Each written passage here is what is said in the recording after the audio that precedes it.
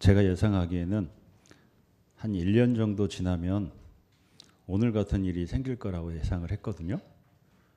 좌석이 저 뒤까지 의자가 채워지는, 그래서 저 뒤에 룸하고 주방을 헐어야 되나 그런 생각을 하게 되는, 근데 생각보다 무척 빠른 때에 이렇게 이 공간이 벌써 꽉 차는 이런 때가 왔습니다. 참 감사한 일인 것 같습니다. 작년 12월 3일 기억나시죠? 예, 무슨 일이 있었죠? 네. 그 소식을 저희는 베트남에서 들었어요. 베트남 시골에서 우리 모두를 어안이 정말 벙벙하게 만들었던 갑작스러운 계엄이 선포됐습니다. 그리고 이어진 대통령 탄핵의 전국, 그리고 새로운 정부의 출범, 격동의 시간이었죠. 한 9개월 정도.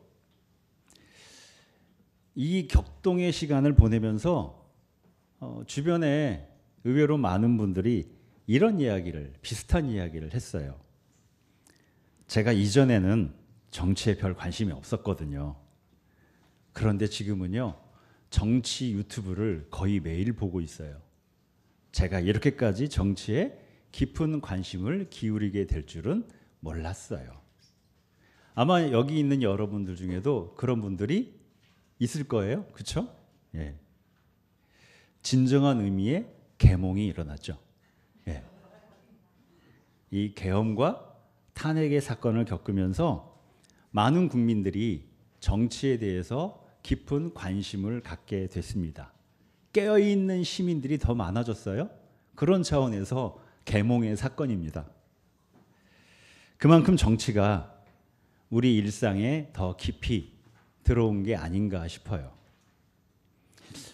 여러분, 이런 정치에 대한 관심 또는 정치에 대한 실천은 우리의 신앙과 어떤 관계가 있을까요? 흔히 교회에서는 정치에 대한 이야기 하지 말라라고 하잖아요. 과연 그런 걸까? 특별히 우리 소율교회는 우리 내면의 깊은 차원에서의 하나님과의 관계를 중시하는 그런 영성을 표방합니다. 침묵과 고독 가운데서 하나님과 내적인 깊은 만남을 지향하는 영성. 이게 소율교회의 기초적인 영성이에요.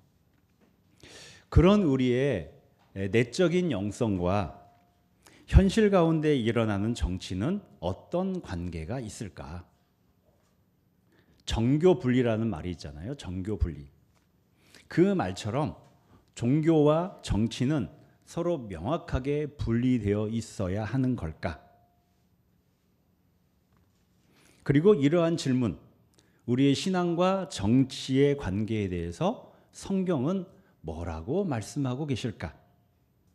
여러분들은 어떻게 생각하세요? 오늘은 여러분들하고 이 이야기를 8.15 광복절을 지나면서 나누고자 합니다. 성경은요, 총 66권의 책으로 된 총서죠. 그리고 그 첫 번째 책은 뭐예요? 창세기입니다. 하나님의 천지창조 이야기로 성경이 시작이 돼요. 그래서 우리는 성경의 시작이 천지창조부터 성경의 시작이라고 알고 있습니다. 근데 여러분, 사실 성경의 실제적인 시작은 창세기가 아니에요. 성경의 실제적인 시작은 출애굽기입니다. 출애굽기에 등장하는 출애굽 사건이 성경 이야기의 본격적인 출발 시작이에요. 출애굽 사건을 통해서 이집트의 노예였던 히브리인들이 가나안 땅에 정착합니다. 그래서 히브리 노예가 이스라엘 민족이라는 공동체로 변화돼요.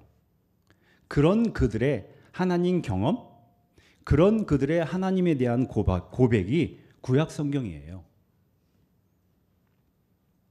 창세기는요, 그런 그들이 함께 모여서 하나님을 경험하면서 하나님이 세상을 이렇게 창조했다라는 고백의 이야기입니다. 그래서 성경의 실제적인 이야기의 시작은 출애굽기예요. 그리고 이 출애굽기는 오늘 우리의 질문, 신앙과 정치, 우리의 하나님 경험과 현실 정치에 대한 관심이 어떤 관계를 갖는지에 대한 답을 이 출애굽 사건을 통해서 우리에게 이야기해주고 있습니다. 출애굽기의 배경이 되는 나라가 이집트죠. 고대의 우리 인류가 농업혁명을 일으켰습니다. 그러면서 문명이 발전하게 돼요. 이집트는 그렇게 농업혁명으로 발전된 문명의 정점에 있는 나라였어요. 그리고 이 사회의 특징은 딱 피라미드였습니다. 거대한 피라미드처럼 꼭대기에 소수의 지배층이 있고 다수의 피지배층이 그 밑에 있는, 그렇게 소수가 다수를 위해 군림하는 철저한 수직화된 계급사회였어요. 자, 노동은 누가 있을까요? 노동은 다수의 일반 백성들이 죽어라 일했습니다. 농사일을 했어요. 그렇게 해서 식량을 수확하고 재물이 쌓입니다. 자, 그렇게 수확된 재물과 식량은 대부분 또 누가 가졌을까요? 소수의 지배층들이 독점으로 소유했습니다. 그런 체제였어요. 이거는 이집트만이 아니라 그때 당시에 농업혁명 이후에 발달했던 도시 국가들의 대부분의 사회 시스템이었습니다. 그런 사회의 피라미드의 맨 꼭대기에는 누가 있느냐? 파라오라는 왕으로 불리는 존재가 있었죠. 그리고 그때 당시에 이집트에는 그 파라오의 절대 권력 안에 피라미드의 맨 밑에 밑바닥에서 그 피라미드를 지탱하는, 그러기에 억압당하고 신음하고 고통받고 있던 히브리 노예들이 있었어요. 여러분, 고대 사회의 신은 누구의 신이냐? 지배자들의 신이었습니다. 고대 사회의 종교는 이 지배 질서를 정당화시키는 역할을 수행했어요. 지배자들은요, 신의 이름으로 즉위를 했고 신의 아들로 불렸고 이들의 통치는 신의 뜻으로 정당화되고 받아들여졌습니다. 이게 보편적인 질서였어요. 그때 당시에. 그런데 성경은 그 시작부터 아주 특이하게도 그와는 완전히 다른 신, 여호와 하나님에 대한 이야기를 들려줍니다. 어떤 신이냐? 노예들의 고통과 신음에 응답하는 신. 황제가 신의 아들이라고 말하는 것이 아니라 모든 사람, 가장 하찮은 노예조차도 하나님의 형상으로 창조된 존엄한 존재라고 선언하는 신이 전면에 등장해요. 이게 출애굽기의 이야기입니다. 그리고 이 신은 단지 말로 하는 선포를 넘어서서 이 노예들을 직접 이끌고 행동하십니다. 파라오에게서 이 노예들을 탈출시키는 역사적인 대사건을 일으키죠. 모두가 평등하게 인간의 존엄성을 지키며 살아가는 새로운 세상, 새로운 사회를 향한 새로운 역사의 이야기. 여러분, 이게 출애굽 사건이에요. 우리 출애굽기 3장 7절을 한번 찾아보겠습니다. 출애굽기 3장 7절.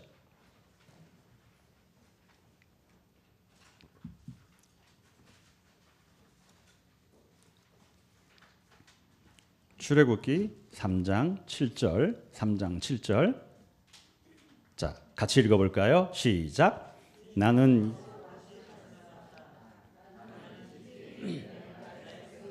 고통받는 것을 똑똑히 보았고 또 억압 때문에 괴로워서 부르짖는 소리를 들었다. 그러므로 나는 그들의 고난을 충분히 분명히 안다.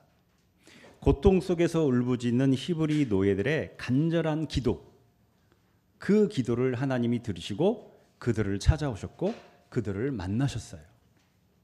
여러분, 이 만남은 단순히 정서적인 내적인 위로가 아니었어요. 히브리 노예들의 정체성을 근본적으로 바꾸어 놓는 만남이었습니다. 지금까지 이들은 파라오의 소유물이었어요. 말 그대로 그저 노예일 따름이었죠.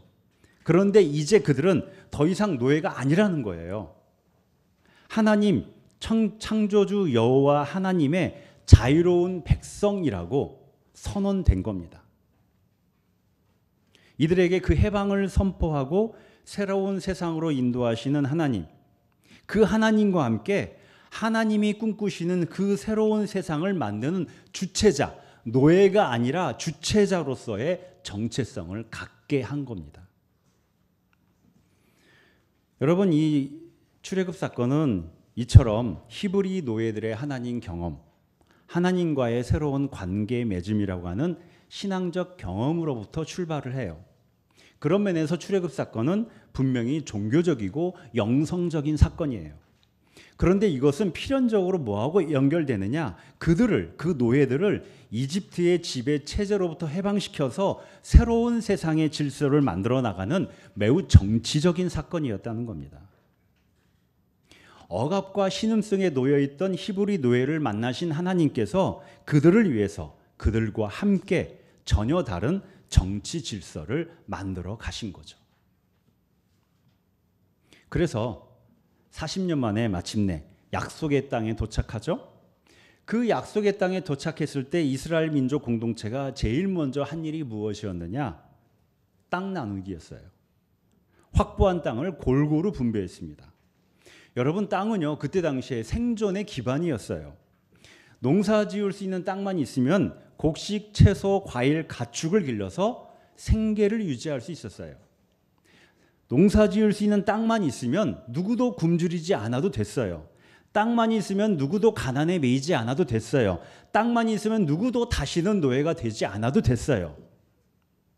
이게 땅이에요. 모든 사람은 하나님의 형상으로 존엄하다는, 우리 모두는 하나님의 형상으로 창조되어서 그래서 존엄하다는 이 영적인 깨달음이 생산수단, 현실적인 생산수단인 땅을 어느 한 사람이나 어느 특정한 집단이 독점하지 못하게, 그래서 모두가 골고루 나눠 갖는 정치적, 경제적 실천으로 이어지게 됐다는 거죠. 지금으로 말하면 여기 있는 여러분 모두에게 국가가 골고루 아파트 한 채씩 다 나눠준 거예요. 가족 수에 따라서 4명인 건인에는 넓은 30평대, 2명인 저희는 우리 어머니까지 3명이구나. 그럼 비슷하게 30평대. 뭐 1명인 사람은 뭐 20평대? 네, 20평대. 네. 겸손하게 20평대. 네. 네.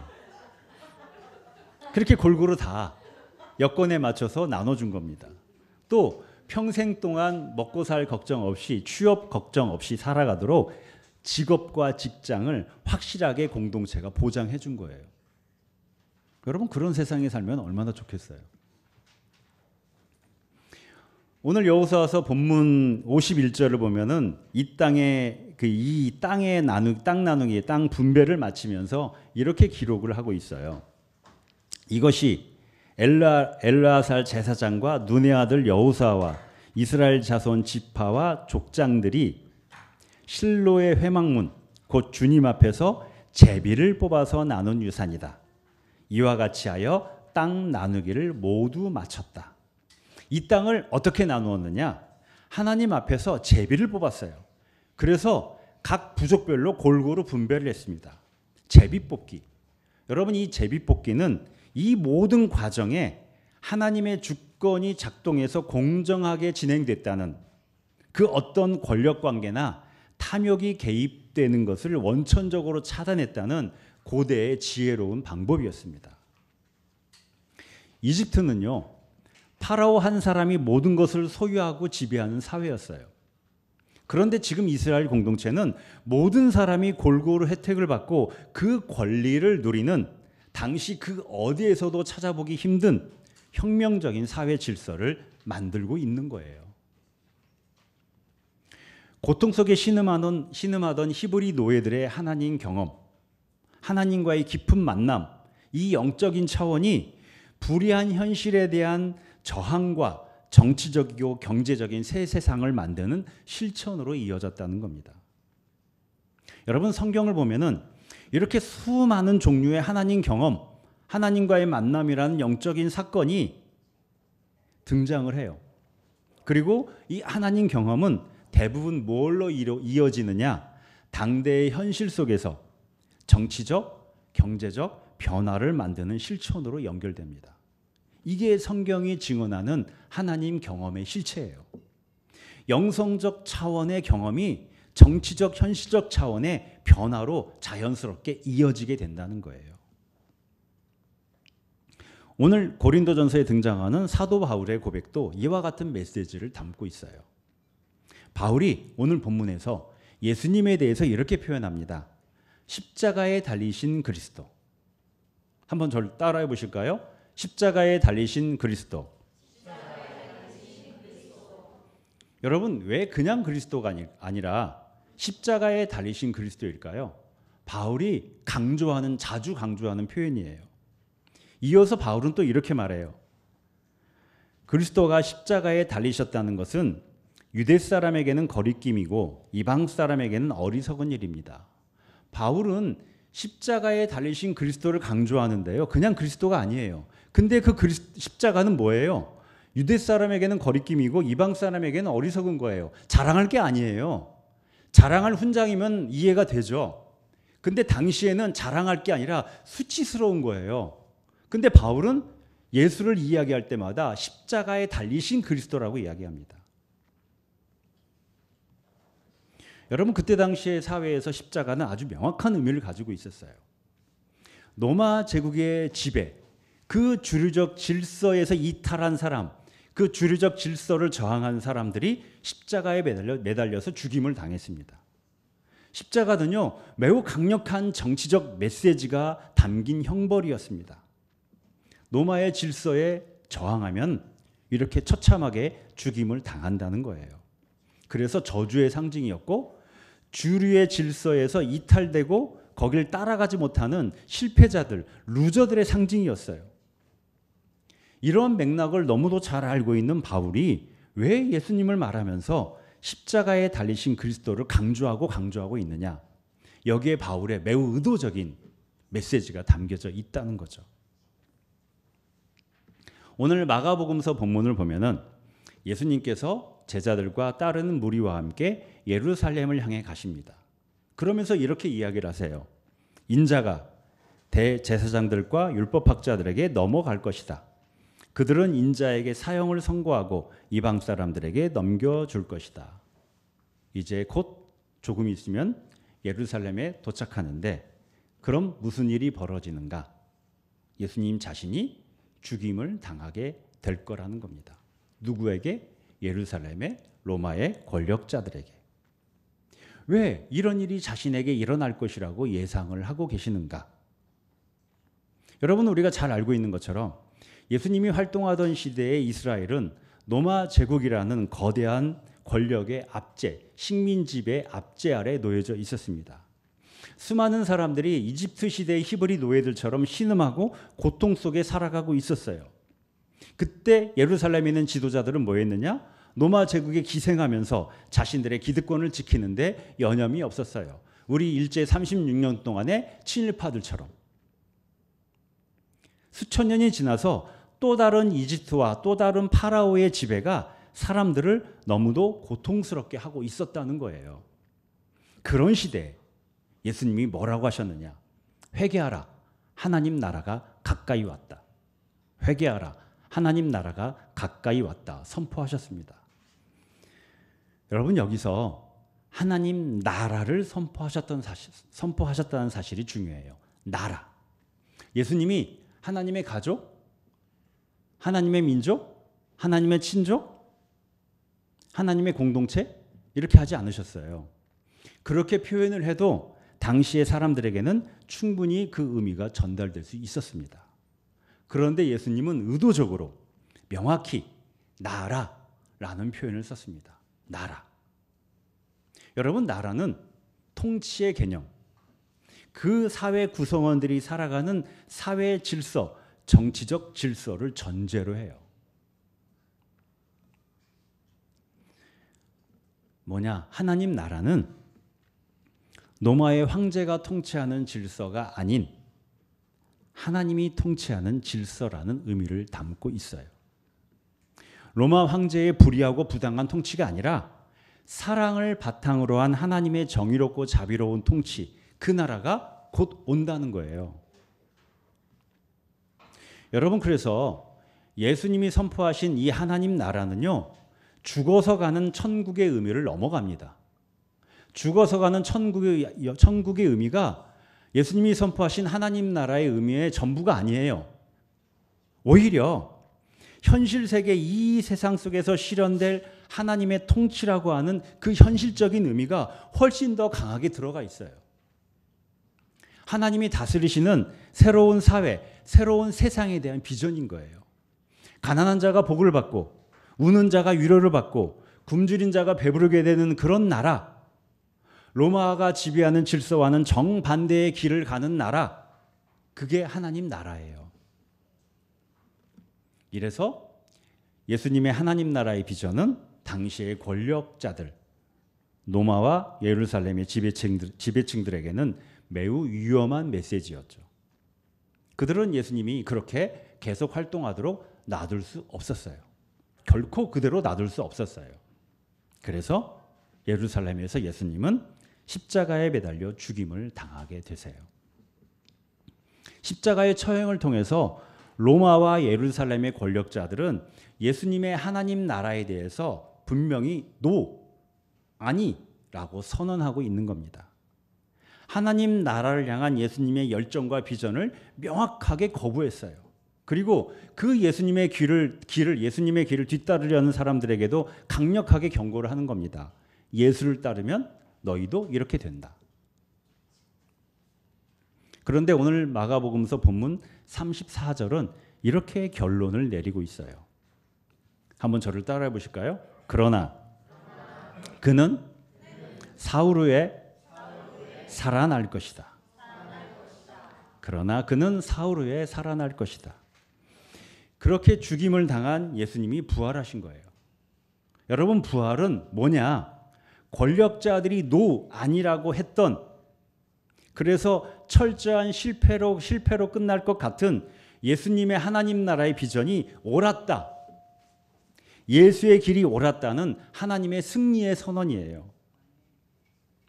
예수님이 이 땅에 이루고자 하셨던 하나님 나라의 비전이 진정으로 우리가 믿고 따라야 될 참된 진리의 길, 진정한 삶의 길이라는 것을 아버지 하나님이 보증하시는 겁니다.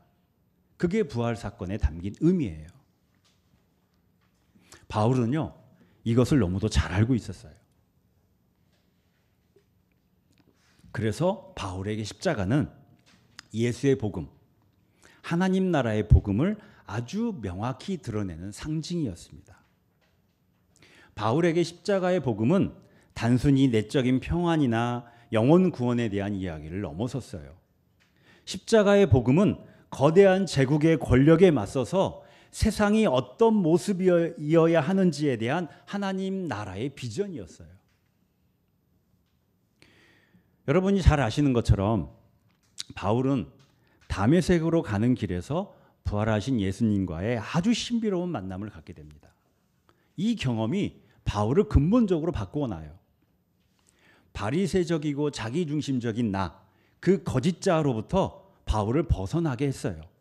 그리고 모든 존재를 예수님의 사랑으로 바라보는 더 큰 참자, 진정한 나로 변화되도록 이끌었습니다. 그래서 바울은 어떻게 됐느냐? 유대인과 이방인의 구별과 차별을 넘어서서, 노예와 자유인의 차별과 구별을 넘어서서, 남성과 여성의 차별과 구별을 넘어서서 모든 생명이 어우러져 살아가는 하나님 나라를 이 땅에 이루려고 하는 비전에 자신의 일생을 바쳤습니다. 그게 바울이에요. 그러면서 바울은 그 비전을 위해서 자기가 살았던 그 시대의 현실 한복판에서 무슨 일을 했느냐? 구체적으로 가는 곳마다 이걸 했어요. 신분과 빈부 차이, 경제적 차이, 민족의 차이를 넘어서서 서로 차별이 없는 예수 안에서 한 가족을 이루는 공동체를 가는 곳마다 세워나갔습니다. 이게 뭐예요? 이게 뭘까요? 이게 교회예요. 하나님 나라의 비전을 현실 속에서 이루어가는 공동체, 이게 교회입니다. 여러분, 바울은 예수의 십자가에 담겨져 있는 하나님 나라의 비전을 이 교회라고 하는 구체적인 형태를 통해서 현실 세계 가운데 이루고자 했다는 겁니다. 여러분, 그랬기 때문에 바울 당시에 이 교회가 당시 교회 밖에 있는 사람들에게는요 매우 정치적인 집단으로 보였습니다. 사실 고대의 교회는요 종교적인 집단으로 보이지 않았어요. 정치적인 집단으로 보였어요. 로마와 예루살렘의 질서를 위협하는 위험한 집단으로 보였습니다. 그래서 박해를 받게 돼요. 나중에 순교까지 겪게 되죠. 여러분, 오늘 이 바울의 고백처럼 우리가 만나는 예수님은요 십자가에 달리신 그리스도예요. 십자가에 달리신 그리스도. 우리의 하나님 경험, 하나님과의 연합과 일치를 이루어가는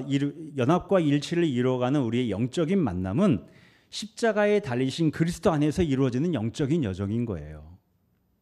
이것은 우리로 하여금 이집트의 권력과 파라오의 질서에서 벗어나서 하나님이 만드시는 새로운 세상의 질서를 향해 나아가도록 우리를 이끌어 줍니다.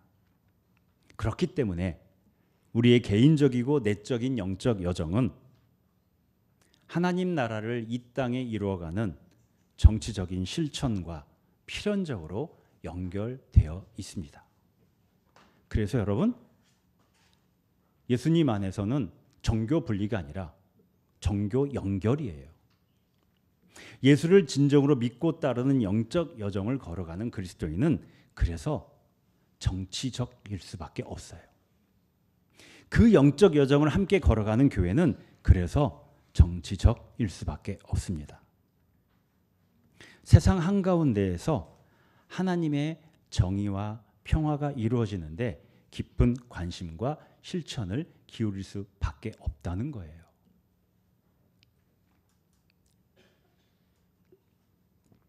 우리가 한 가지 오해하지 말아야 될 것은 지금 여기서 말하는 정치는 특정 정당 또는 특정한 정치 지도자를 지지하는 것 또는 당원으로 가입해서 현실 정치의 영역에서 내가 활동하는 것, 이걸 말하는 건 아니에요. 그거보다 더 넓은 차원을 말합니다. 정치, 바른 다스림. 이 사회의 구조적인 악과 불의에 눈 감지 않는 것. 가난하고 소외된 이웃들의 고통에 동참하는 것. 그래서 하나님의 정의와 평화가 내가 사는 이 세상에, 이 땅에 이루어지도록 행동하는 삶의 태도와 실천이 바로 정치입니다. 여러분, 우리나라를 가만히 보면은 민주주의와 관련돼서 우리나라는 이런 특징을 가지고 있어요. 해방된 이후에 일제시대도 마찬가지고요. 불의한 국가 권력에 대해서 대항하고 그 불의한 국가 권력을 타도하는 데는 정말 엄청난 힘을 발휘했습니다. 그렇잖아요. 일제시대 때 독립운동, 해방된 뒤 이승만을 몰아내고, 그 다음에 박정희, 전두환, 그 뒤로 등등등. 네. 그 불의한 국가 권력에 대항해서 정의를 위해서 싸우고 그 권력을 결국은 자리에서 내려오게 하는 힘은요, 세계 다른 나라의 타의 추종을 부려해요. 그래서 이번에도 수십만, 100만 명이 넘는 국민들이 결집해서 불의한 권력의 탄핵을 외칠 수 있었어요. 그 힘을 가지고 있죠. 근데 우리에게 이 민주주의와 관련돼서 하나의 중요한 과제가 있습니다. 이 비판과 타도의 외침을 넘어서야 된다는 거예요.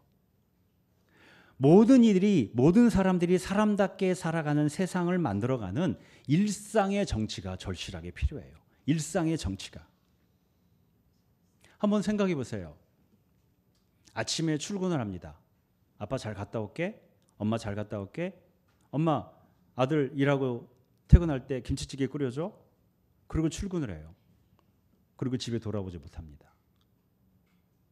나와 내 가족을 위해서 일하는, 취업하고 싶어서 그렇게 애썼던, 오매불망했던 청년이 취업을 해서 그 기쁨도 잠시, 그렇게 오매불망했던 일자리에서 목숨을 잃어요. 여러분, 그런 현실. 내 가족들을 위해서 이영만리 이 땅에 와서 이 땅에 살고 있는 원주민들, 한국 사람들은 하지 않은 일터에서 이 더운 여름에도 구슬땀을 흘리며 일을 합니다. 그런데 외국인 노동자라는 이유로 차별을 일상적으로 받아요. 놀림을 받아요. 그런 현실. 여러분, 성소수자가 주변 사람들에게 뭔가 나쁜 짓을 했나요? 그런데 성소수자라는 이유 하나만으로 마치 이 사회를, 이 나라를 망치는 악인처럼 여기면서 혐오하고 배제하는 이 현실.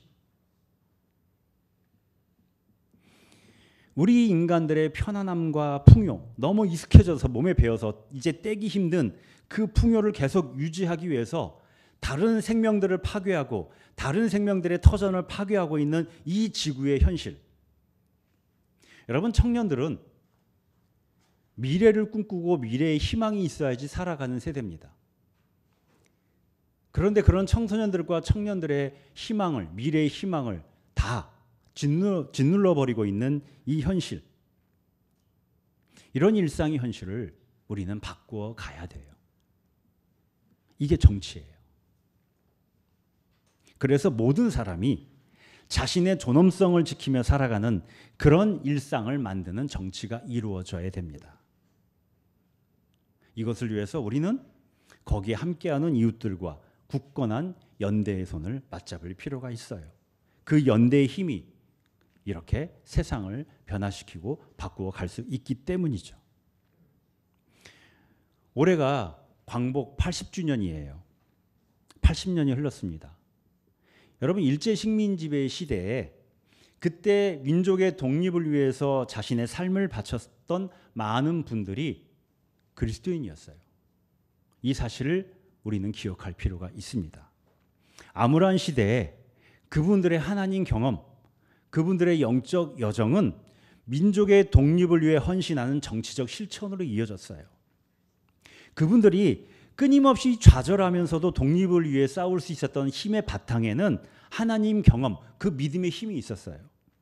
그 믿음의 힘이 암울한 현실을 넘어서서 계속 나아가도록 만들었던 겁니다. 20세기 최고의 신학자 중에 한 명으로 평가되는 칼 바르트라는 분이 있습니다. 칼 바르트. 목사이면서 독일의 히틀러 정권에 대항해서 싸웠던 분입니다. 이분이 이런 말을 남겼어요.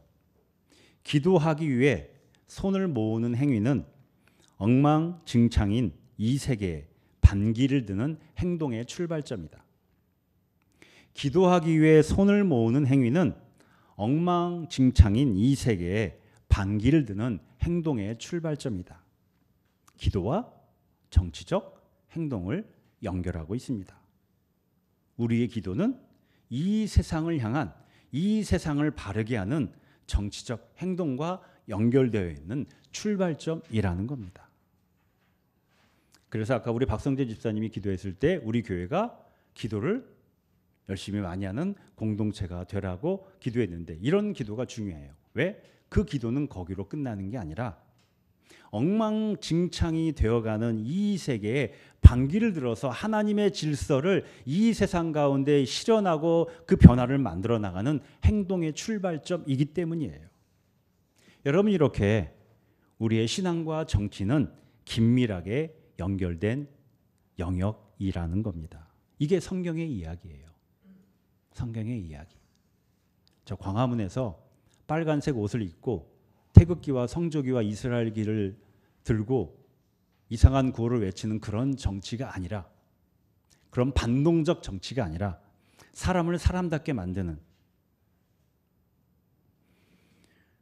여러분, 십자가에 달리신 그리스도를 믿고 따르는 우리는 이 나라의, 이 세상에, 우리 현실 가운데 하나님 나라가 이루어지도록 정치적인 측면에서의 그리스도, 정치적인 차원에서의 교회가 되어야 합니다. 이 땅의 정의와 평화는 그런 우리를 통해서 조금씩 이루어져 가게 될 겁니다. 우리의 기도와 현실 속의 정치는 분리되지 않습니다. 기도하겠습니다.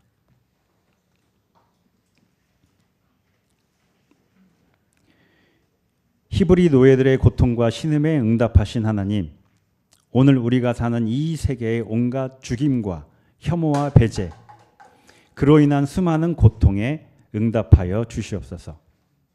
십자가에 달리신 그리스도께서 꿈꾸셨던 하나님 나라의 비전이 오늘 우리를 통해 이 세상에 드러나길 원합니다. 우리의 기도가 이 세상을 변화시키는 행동의 출발점이 되게 하소서. 그리고 우리가 함께 손을 맞잡고 그 행동의 걸음을 내딛는 믿음의 공동체가 되게 하옵소서. 예수님의 이름으로 기도합니다. 아멘.